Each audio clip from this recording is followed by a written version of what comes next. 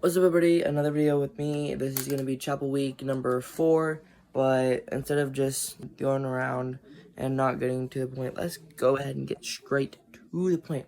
Today, since we've done who is God, how do we serve Him, and also how do we worship Him, now we need to go to probably the most important thing. But this is going to be the end of my first official series. Last year, I did a topic that just needed to be spoken about or heard, and so this is different. This is an actual thing that I actually am following through with, an actual series that I'm actually doing. That's how this is different from everything I've done. Now I've done worship, how to serve God. I also told you who's God. What's next? Prayer. So first I'll tell you Google's, then I'll tell you mine, then I'll tell you the Bible's. Why? Well, it gives you 3 ways to kind of think of a word, 3 definitions. You can have the Bible's definition. Google tells you very scientific, if you will, way of some of the words. And then me, I just give you kind of a very simplified version of it. Let's just look at it. First, we'll look at Google's. Google says that prayer is a solemn request for help or expression of thank addressed to God or an object of worship. That's the big definition. Long story short, it's how you speak to God or speak to someone you worship that's not God. Just prayer is a way to speak. Mine is simple. I looked in the Bible and I found nothing. It tells you how to pray and it tells you why it's important to pray, but it doesn't give anything on prayer. Unfortunately, there's that. But how do we pray? Well, in the Bible, it tells us in Matthew 6:9 to 13, it says, "Pray then like this: Our Father in heaven, hallowed be your name, your kingdom come, your will be done on earth as it is in heaven. Give us today our daily bread, and forgive us our debts as we also forgiven our debtors.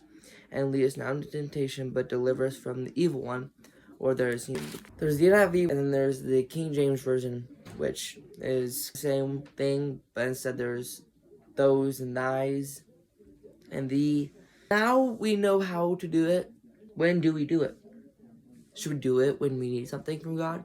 Well, but should we do it only then? No. See, we know what it is and how to do it. Now we just need to know when to do it. Because it's important to know when to pray. Because if you know how to do something, if you know what something is and how to do it, you kind of also want to know when to do it. It's not going to be like in the movies where it's like, well, you told me how to use it. When do I know it? And the person's just like, you'll know when. You'll know when to. It doesn't help as much. But when we look at 1 Thessalonians 15, I think it's 12. I'm going to check on here real quick. See you guys when I get there. It's not in 1 Thessalonians or 2 Thessalonians. I just checked. It's not in either one of those, unfortunately. But there's a verse in the Bible that tells you, to pray continuously without ceasing. So just pray without stopping, basically. Now, it doesn't expect you to pray every single second of the day. Just maybe make a daily schedule. Pray in the morning when you wake up. Pray before you go to bed. Maybe even pray in between and during the day. Just pray constantly, consistently. Should we pray for attention, though? No. Would you talk to your parents for attention? From them? Maybe. But from others? No. How do we pray without attention? Well, Matthew 5-6 tells us to go behind a closed door. You do it. Lock the door and stuff. Basically, don't pray just when you're in front of people, because that shows God you're not just praying for attention. It shows God you actually are truly praying to Him. Don't just pray for attention.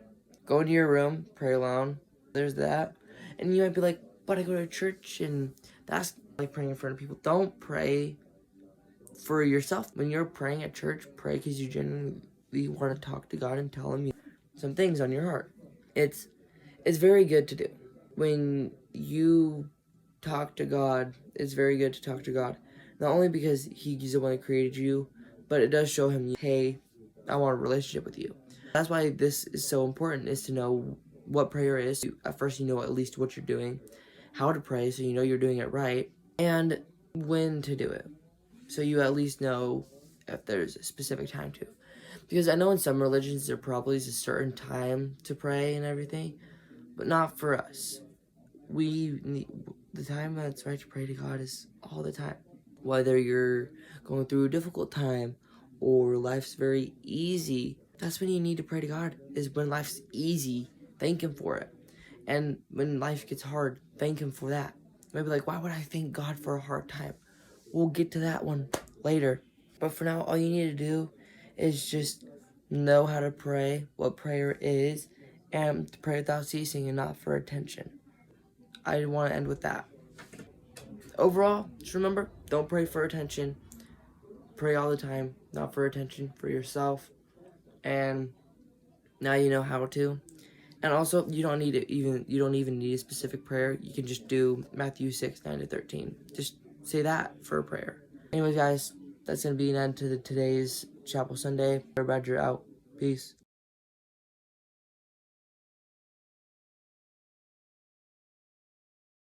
So I know that I should have done this earlier of like finding the actual Bible verse that it tells you guys to pray without ceasing, and I don't want to seem lazy, so I'm sorry about not doing that. It's just I wanted to get this video up and out, and also I want to let you guys know about the Deep Talk Tuesday I didn't upload last week is because again I was super busy. I had a good 4 hours of homework, so I wasn't able to have time to do it. I did plan on doing it, but I promise that this Tuesday I will have a Deep Talk Tuesday uploaded and ready for you guys. Anyways, guys, just want to let you guys know about that. I'm out.